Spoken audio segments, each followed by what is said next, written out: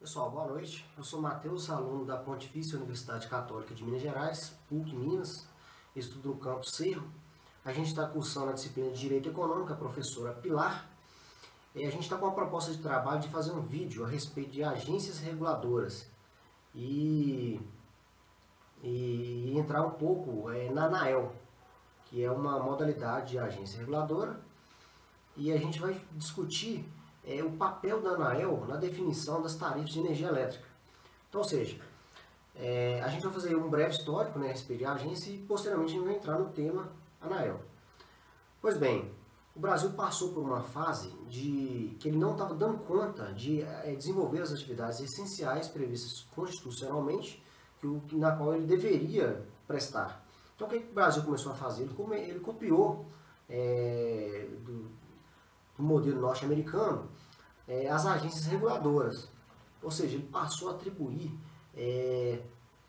uma responsabilidade nas agências reguladoras no desenvolvimento dessas atividades essenciais. Ou seja, começou a descentralizar o poder, passou a distribuir mais o poder, de forma que as agências ficavam mais responsáveis diretamente por estar desenvolvendo esse tipo de atividade. Então, o que acontece? O que seria então essas agências reguladoras? As agências reguladoras, elas são autarquias especiais que possuem como função principal regulamentar, fiscalizar e decidir com autonomia e independência algumas situações com relação à atividade econômica. Isso de forma que garanta o interesse público. Então, onde está previsto isso, a criação das agências reguladoras? Está previsto no artigo 37 da Constituição, inciso 19, está prevista a criação das agências reguladoras. Quais seriam as características das agências reguladoras? Autonomia e independência. Por que autonomia e independência? Elas possuem independência financeira e elas possuem autonomia para tomar as suas decisões, justamente para não vincular suas decisões à vontade política, justamente para suas decisões não serem contaminadas, entendeu? E não fazer vontades de autoridades políticas. Então elas possuem essa autonomia, justamente para evitar esse tipo de problema. Mas a gente percebe, ao longo do trabalho, a gente percebe que os dirigentes das agências reguladoras, eles são nomeados por entes políticos. Então, ou seja, daí já começa um vício. Porque se elas possuem autonomia e independência, elas não poderiam ter, os seus dirigentes não poderiam ser nomeados por entes políticos. Porque já começa a dar uma desconfiança de que vai haver alguma coisa de errado posteriormente.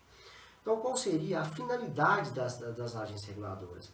A finalidade das agências reguladoras é proporcionar um equilíbrio econômico e não deixar que a falha de mercado seja tão prejudicial na realização de bens essenciais para a comunidade em geral. Então, a função, ela tem várias funções, as agências reguladoras. Ela tem função de auxiliar o poder público no desempenho de atividades essenciais.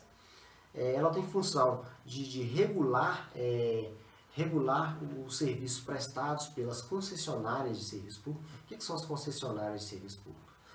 Concessionária seria aquela que exerce atividade fim, atividade essencial fim. A agência reguladora, ela administra, ela concede, através de um contrato de concessão, autonomia para as concessionárias de serviço público prestar uma determinada atividade. No nosso caso específico, o serviço de prestação de energia elétrica, que é feito pela ANAEL, a Agência Nacional de Energia Elétrica.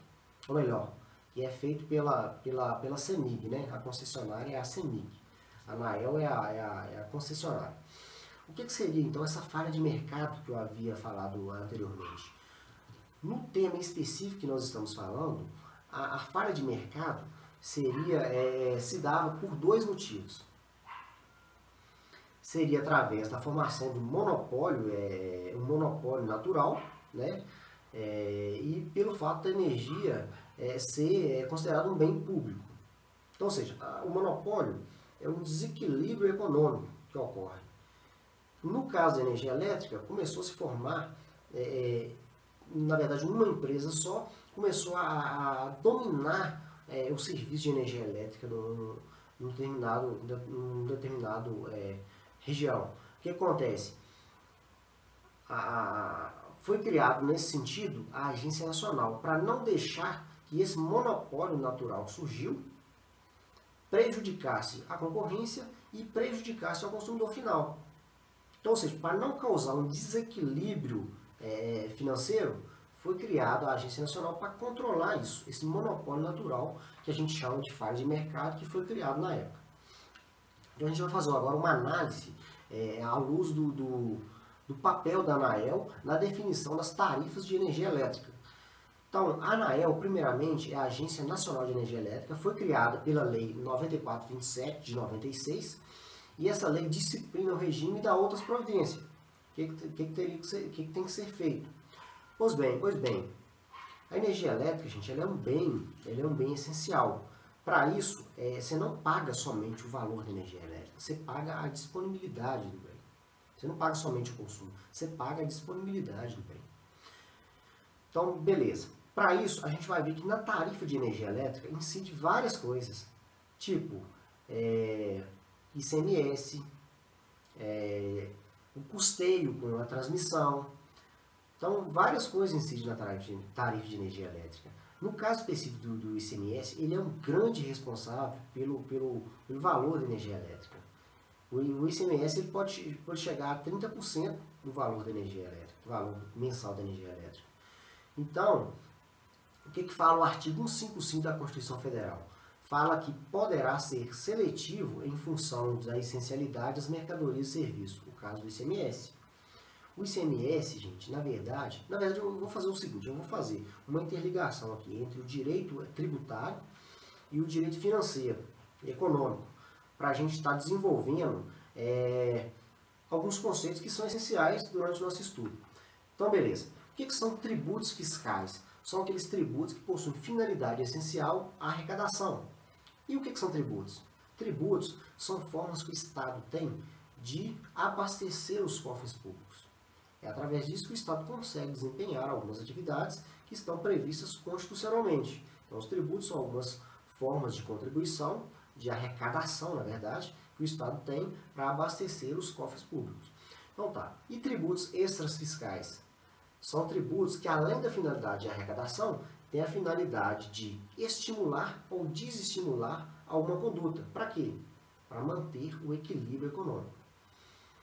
Só que o ICMS, gente, ele pode ter essa característica de extrafiscalidade. Ou seja, além de contribuição, além de arrecadação, ele tem finalidade de estimular ou desestimular algumas condutas para manter o equilíbrio econômico. Então, beleza. Vamos prosseguir aqui. O ICMS, igual eu falei, ele pode chegar a 30% do valor da energia elétrica. Então, ou seja, é um tributo essencial, por isso que a gente deu uma frisada no ICMS.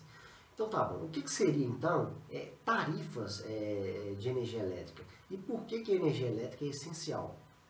A energia elétrica é essencial porque ela faz parte do uso comum do brasileiro. Ela está dentro da casa do brasileiro.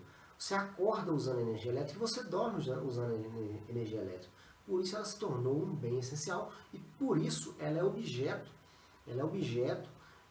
da Agência Nacional de Energia Elétrica.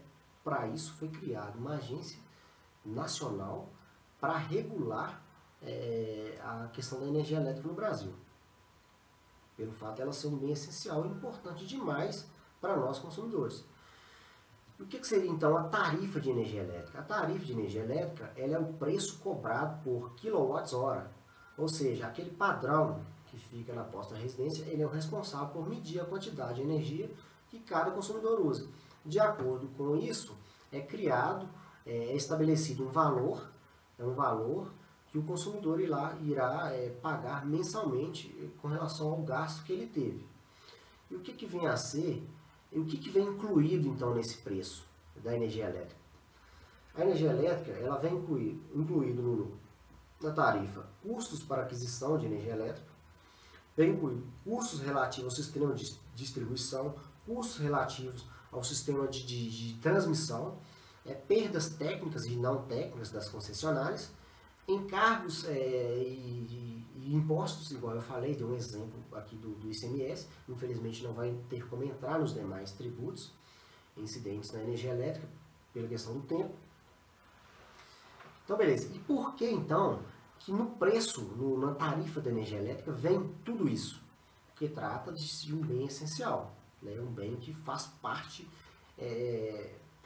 assim, da vida do brasileiro. O brasileiro, a vida humana praticamente estaria praticamente comprometida sem a energia elétrica. Pois bem, dando continuidade, por que então que a tarifa de energia elétrica é diferente em cada estado? Até a década de 70 e 90, a tarifa era única nos estados. Os consumidores de diversos estados pagavam a mesma tarifa de energia consumida. Só que em 93 e posteriormente em 2005 foram criadas algumas leis, tipo a 8631 de 93 e a 8987 de 95, que elas criaram a uniformização, elas acabaram com a uniformização e com a finalidade de gerar um equilíbrio econômico-financeiro. Então essas leis, ela acabou com a uniformização que tinha de todos os estados com relação ao consumo de energia elétrica. Então quais os tributos que são cobrados na energia elétrica, na tarifa de energia elétrica? A nível federal é cobrado o PIS, que é o Programa de Integração Social, o COFINS, que é a Contribuição para o Financiamento de Seguridade Social. A nível estadual é cobrado o ICMS, né, o Imposto sobre Circulação de Mercadorias e Serviços. A nível municipal é cobrado a contribuição para o custeio de iluminação pública, ou seja, todos aqueles moradores das zonas urbanas, eles pagam uma contribuição que é destinado a custear o custeio da iluminação pública. Importante saber, gente, que existem tarifas diferentes para as classes residencial e industrial. Existem formas de alteração das tarifas? Alguém sabe me falar se existem formas de alteração das tarifas? Existem, óbvio que existe. A gente está vendo aí, frequentemente aumento nas tarifas de energia elétrica. Por quê? Existe um contrato entre a Agência Nacional e a concessionária de serviço público, no caso de Minas Gerais, a CEMIG. Esse contrato ele prevê reajuste tarifário anual e revisões tarifárias de 4 a 5 anos. Então, ou seja, existem essas duas modalidades de reajuste e de revisão tarifária das tarifas. E elas têm que ser feitas porque é objeto do contrato. Se é objeto do contrato, tem que ser cumprido. Ainda existe uma outra modalidade de revisão das tarifas, que é a modalidade de tarifa extraordinária. O que seriam essas tarifas extraordinárias? Seriam casos especiais de desequilíbrio financeiro, que aí você não observa essa questão do anual de 4 a 5 anos. Você não observa, você coloca de imediato esse reajuste. Por isso que existe essa outra modalidade. Tudo bem. Importante saber que na aplicação das tarifas de energia elétrica, os consumidores eles são identificados por classes, subclasses de consumo. Por quê? Porque para residência, para indústria, para rural, poder público, iluminação pública, serviço público, consumo próprio, ou seja, tem tarifas diferentes. E essas tarifas também elas se diferenciam de acordo com determinada região. Por isso que é um tributo, que é um bem seletivo, né? Ele é diferenciado, os valores são diferenciados. E quais seriam então os objetos dos reajustes e revisões? A Anatel fala o seguinte: os objetos dos reajustes e revisões, primeiro, seria para permitir que a tarifa de energia elétrica chegasse ao consumidor com qualidade, né, qualidade suficiente para os custos da qualidade do serviço da concessionária, para custear os investimentos, para estimular o aumento da qualidade do serviço, né, também da concessionária. Então, esses seriam os motivos pelos quais existem os reajustes. E também é importante falar que existe reajuste também na questão extraordinária, quando existe algum evento, né, extraordinário que causa um desequilíbrio econômico. Então, o reajuste é para tapar esse buraco que existe. A ANAEL, gente, ela não pode deixar de realizar esse reajuste, porque são cláusulas estipuladas no contrato de concessão. E se são cláusulas, elas têm que ser cumpridas. Pois bem, o que nós entendemos então durante o estudo para fazer esse trabalho? O que nós concluímos então? Nós entendemos que o contrato entre a ANAEL e a concessionária define ajustes e reajustes de forma anual e de forma extraordinária. E entendemos também que o ICMS ele tem natureza fiscal e extrafiscal. Outra coisa que a gente achou interessante também é que a energia elétrica ela é um bem essencial, igual eu falei. A gente depende da energia elétrica na hora que acorda e até na hora que dorme. É um bem essencial que está dentro da casa de todo mundo e que a gente usa o dia inteiro. A energia elétrica, gente, ela deveria ser menos onerosa. Por quê? Porque é um bem essencial. Infelizmente, a gente não vê isso acontecendo. Então, ao nosso entendimento, ela deveria ser um pouco menos onerosa, pelo fato de ser um bem essencial, que todos precisam de energia elétrica. Não necessariamente ser seletiva, ela deveria ser bem menos onerosa do que ela é atualmente. Pois bem, pessoal, a gente espera sinceramente que o trabalho ele tenha proporcionado aos senhores alunos e aos senhores que estão em casa conhecer um pouco a respeito das agências reguladoras e especificamente das tarifas de energia elétrica. Então a gente queria agradecer à professora Pilar, aos colegas de turmas e a você que está em casa assistindo ao nosso trabalho aqui. Muito obrigado e boa noite.